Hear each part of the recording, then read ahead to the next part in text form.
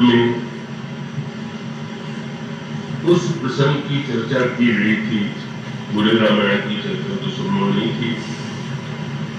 वह प्रसंग है जहां पर मिथिला में भगवान श्री राम का विवाह होता है। तो विवाह जो है वह स्वार्थ का ही प्रसंग होता है। विवाह श्रृंगार है। विवाह जो है उसके साथ भोग और काम की वृत्ति जो की गई है और मनुष्य स्वार्थ की भावना से प्रेरित होकर के ही विवाह करता है। अब अगर मिथिला में भगवान श्री राम का विवाह हुआ तो ऐसा लगता है विवाह में जैसी विधियां होती हैं, जो कुछ होता है वो उस विवाह में भी सामने है। किंतु अगर आप गहराई से विवाह के पूरे प्रसंगों पर दृष्टि डालेंगे तो आपको यह प्रतीत होगा कि नहीं, यह विवाह केवल जैसा बाहर से दिखाई दे रहा है उतना ही नहीं है। इस विवाह का रहस्य तो बहुत के अंतराल में बैठने पर ऐसा लगता है कि एक ही प्रसंग है। नीति, प्रीति, परमार्थ और स्वार्थ, इन तीनों का सामंजस्य प्रभु ने प्रस्तुत कर दिया। अब उस संदर्भ पर इसमें जो चर्चा चल रही थी, आज बहुत से लोग नहीं हैं जो नित्य नहीं आ पाए हैं, उनके लिए तो समस्या होगी। फिर भी मैं चेष्टा करूंगा कि वो बात सब लोग समझ सकें। धनुष टूटने के बाद गोस्वामी जी ने कहा कि धनुष अंधकार और समाज में अंधकार को मिटाने की आवश्यकता है। और जितने लोगों के मुंह से सुनिए वो यही तो चेष्टा कर रहे हैं कि समाज का अज्ञान दूर हो, अंधकार दूर हो, बुराई दूर हो। पर वो बुराई क्यों नहीं दूर हो पाती? इसका एक संकेत श्री लक्ष्मण और भगवान राम के संवाद में गया है। भगवान राम ने प्रातः काल लक्ष्मण से कहा कि भैया लक्ष्मण, देखो सूर्य निकल आया। तो उन्होंने कहा कि हाँ प्रभु, ये सूर्य तो निकल आया है पर दूसरे सूर्य की आवश्यकता है। क्यों? उनका धनुष का घोर अंधकार जनकपुर में छाया हुआ और उस अंधकार को दूर होना चाहिए। ब्रह्म ने मुस्कुरा करके लक्ष्मण की ओर देखा। तुमने देखा नहीं उस अंधकार को दूर करने के लिए कितनी बड़ी संख्या में लोग एकत्र हैं?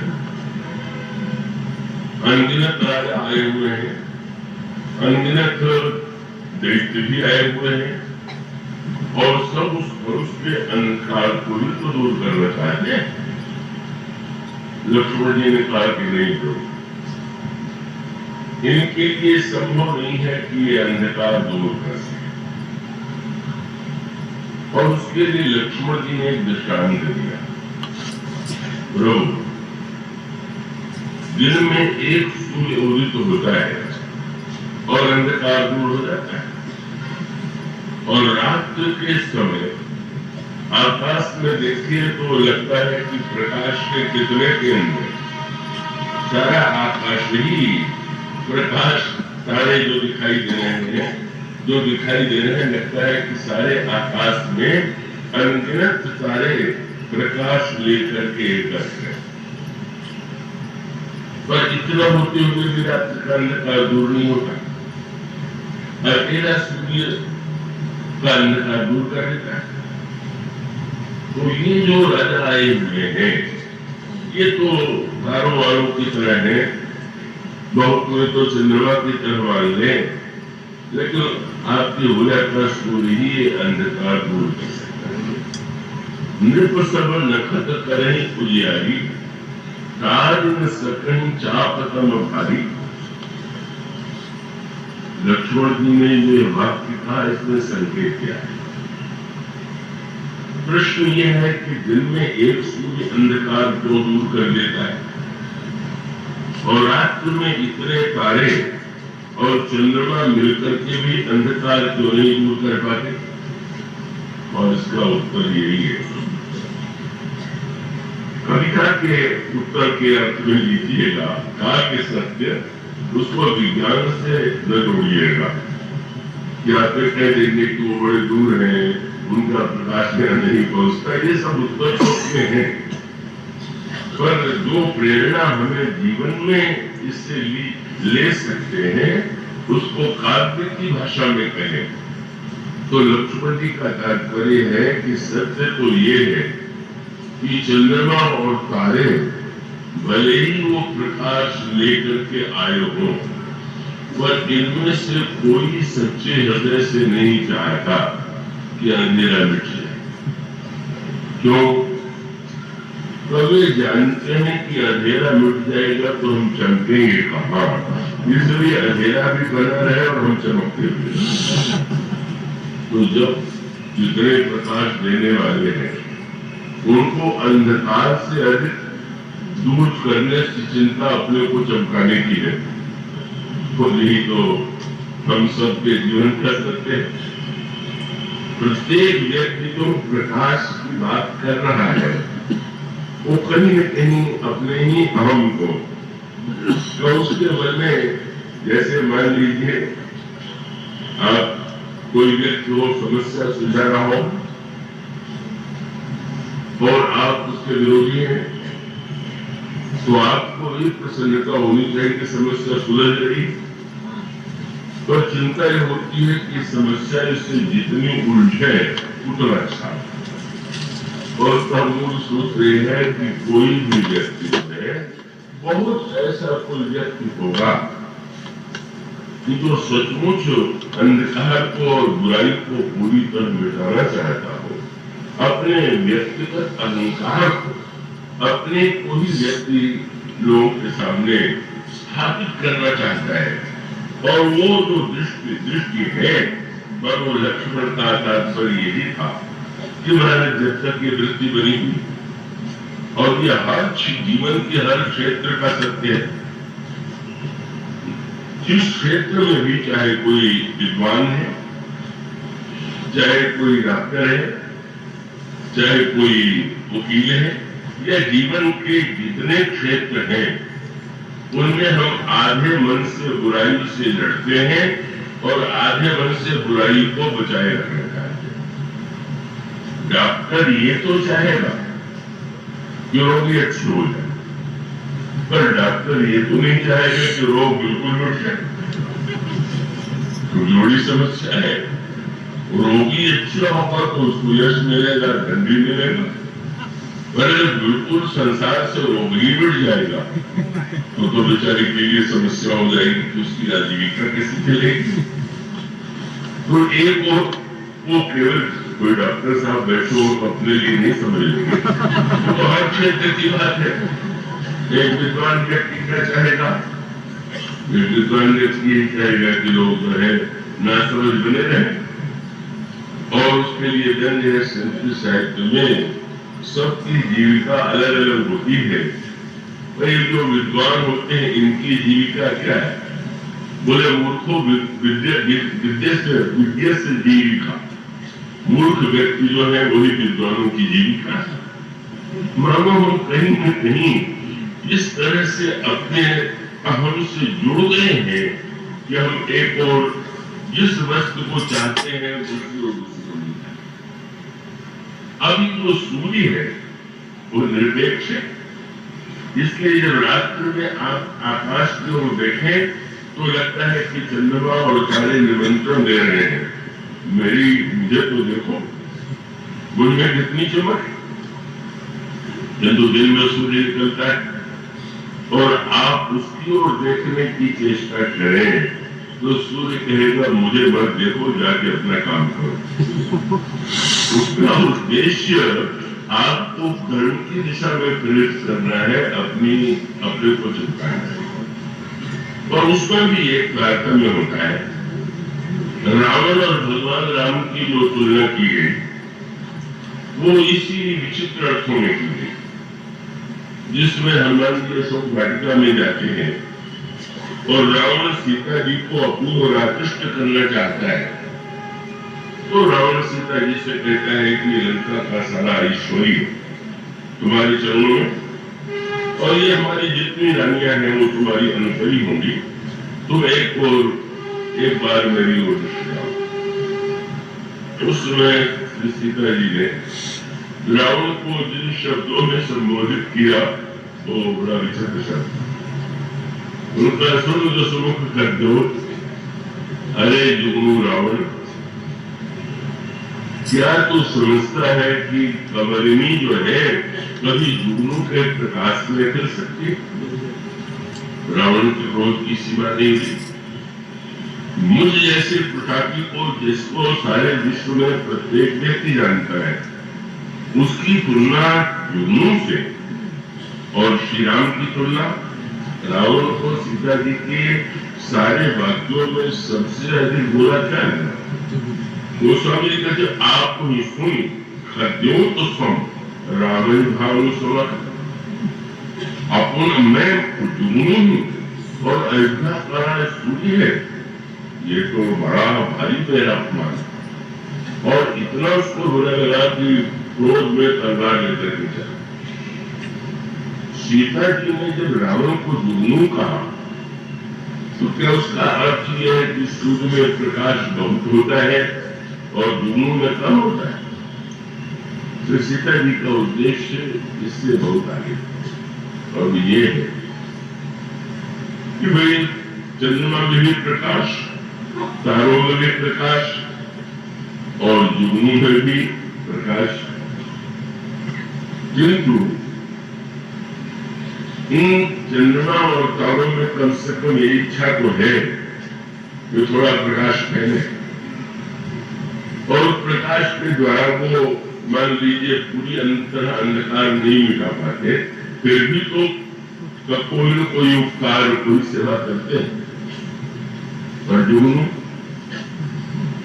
की व्याख्या भगवान राम ने लक्ष्मण से, रात का समय भगवान राम बैठे हुए रोशन पर्वत पर और अंधेरे में जुगनू चारों ओर उड़ रहे हैं, और उन्होंने कहा लक्ष्मण देख रहे हो ये कौन है? और तब उसमें भगवान ने जिन 3 शब्दों का प्रयोग किया वो बड़े सामने। भगवान राम ने कहा निशि तम घन हद्योत विराजा जब गंभीर कर जुरा समाजा। जुगनू को देख करके ऐसा लगता है कि संसार के सारे गंभीर जो है वो एकत्र हो गए। और इन 3 शब्दों पर ध्यान दीजिए, निशि रात्रि, तो रात्रि के बाद फिर कम शब्द की क्या आवश्यकता? नहीं, निशि के बाद कम कहा गया और कम के बाद छोड़ दिया। क्या कहना चाहते थे तो? निशि माने रात्रि, तो जुगनू जो है वह यह तो चाहता ही नहीं कि दिन हो, प्रकाश। और उसकी याचना यही थी ब्रह्मा से कि हमारा दिन नहीं रात्रि अच्छी। रात्रि आ गई तो ब्रह्मा ने कहा अब तो तुम प्रसन्न हो, तो उसने कहा कि नहीं महाराज, रात्रि तो है पर ऊपर आकाश में बहुत चमकने वाले हैं, इसलिए पूर्णिमा वाली रात्रि नहीं, अमावस्या वाली रात। रात्रि भी चाहिए और अमावस्या वाली भी रात।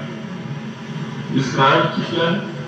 बोले रात्रि वाले सूर्य नहीं चाहिए, अमावस्या का अर्थ चंद्रमा भी नहीं चाहिए।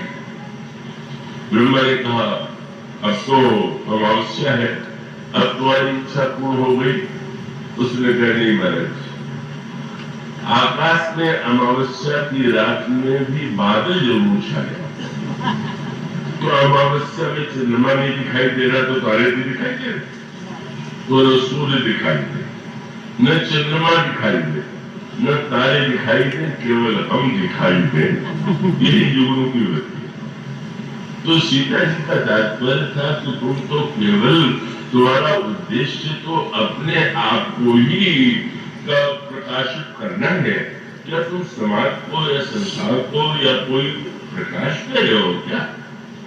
श्री सीता जी का उद्देश्य ये नहीं था कि तुम में चमक करो, पर उनका व्यंग ये था कि तुम तो चाहते ही हो कि समाज में कहीं कोई प्रकाश का केंद्र न हो और उसमें केवल अपने आप को ही तुम चमकाने का प्रयत्न कर रहे हो। वस्तुतः यही मनोवृत्ति जो है, कुछ लोग जोरों की तरह जो अतिशय अंधकार प्रिय है, कुछ उससे आगे बढ़े तो तारे की तरह, कुछ आगे बढ़े तो चंद्रमा की तरह, पर वो तो कहीं न कहीं अंधकार से संबंध जुड़ा हुआ। सूर्य जो है, जब भगवान श्री राम धनुष यज्ञ के मंडप में मंच पर खड़े हुए तो गोस्वामी जी ने कहा, उदय दे मंच पर रघुबर बाल पतंग विकसे संत सरोज सब हर से लोचन करी। राम सूर्य का उदय हुआ और संत कमल के समान विकसित हो गए। सूर्य का उदय और धनुष का अंधकार दूर हो गया। धनुष जैसे सूर्य आता है तो वो अंधकार से लड़ता हुआ नहीं दिखाई देता, प्रकाश होते ही अंधकार की सत्ता विलुप्त हो गई। इस प्रकार से किंतु अब एक बड़ा विचित्र विरोधाभास रहा है। जब धनुष टूट गया और जनक नंदिनी ने जयमाल पहना दिया, उसी समय परशुराम जी महाराज का आगमन हुआ। परशुराम जी महाराज को हम लोग 24 अवतारों में मानते हैं, उनको पूजा करते हैं, और वो जो संयोग है कि दोनों का ही नाम राम। और इतना ही नहीं, जब परशुराम जी आए तो गोस्वामी जी से पूछा गया, ये कौन है? चंद्रमा है, तारे हैं, या आप इनको क्या मानते हैं? तो गोस्वामी जी ने अपनी साहित्यिक भाषा में जो दर्शन प्रस्तुत किया वो बड़े महत्वपूर्ण है। गोस्वामी जी ने कहा, तेरी अवसर सुन शिव थम भंगा आए भृगुकुल कमल पतंगा। सूर्य आ गया। कितनी साहित्यिक और सांकेतिक भाषा है। अंधकार और प्रकाश ये तो परस्पर विरोधी भले ही जान पड़ते हो, पर श्री राम भी सूर्य और तुलसीदास जी कहते हैं कि परशुराम जी भी सूर्य। क्या करना चाहते?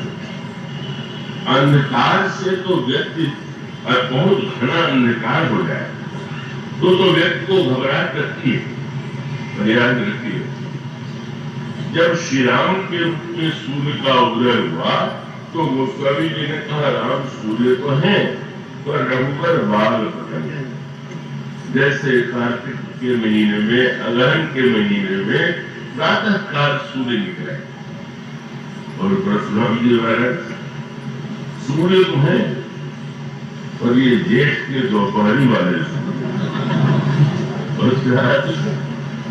अंधकार ही दुख नहीं देता। प्रकाश भी अगर आवश्यकता से अधिक हो जाए, अगर ताप बहुत बढ़ जाए तो कैसे किसी दृष्टि थे, अंधेरा हो जाए तो आप प्रकाश रहे, पर जेठ की दोपहरी में आप अंधकार की खोज में कमरे में चले जाओ, पंखा गिरा दो, अंधेरा कर दो। मानो प्रकाश का जो अतिरेक, ये जो संतुलन है जीवन का, जो आदर्श है और जो राम राज्य की स्थापना के लिए आवश्यक है, और वो आवश्यक इस मानो अंतर बताना चाहते हैं, और उस अंतर के संदर्भ में ही परिचर्चा प्रारंभ की गई। परशुराम जी का उद्देश्य समाज में अन्याय को मिटाना है। उनका कोई व्यक्तिगत स्वार्थ नहीं था। उनके जीवन में कभी सिंहासन की पर बैठने की इच्छा उत्पन्न नहीं हुई। जीवन में उन्होंने कभी किसी सुंदरी की ओर उनकी दृष्टि नहीं गई।